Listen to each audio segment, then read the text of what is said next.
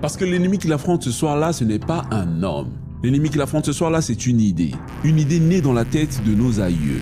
C'est une idée qui a été nourrie par un siècle de domination et transmise parfois sans le vouloir. C'est une idée qui est finalement un héritage de méfiance et de honte. Ce que je m'apprête à vous raconter se passe à la fin du 19e siècle. L'Europe découpe le continent africain à la règle et au compas. En 1884, il y a la conférence de Berlin.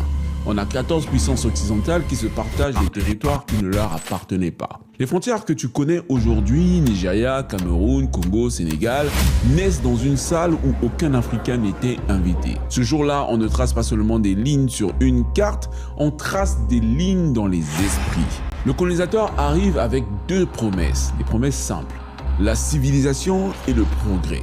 Mais ces promesses avaient un prix qu'on a tous payé très fort. Parce que pour civiliser, il fallait d'abord dévaloriser l'Africain.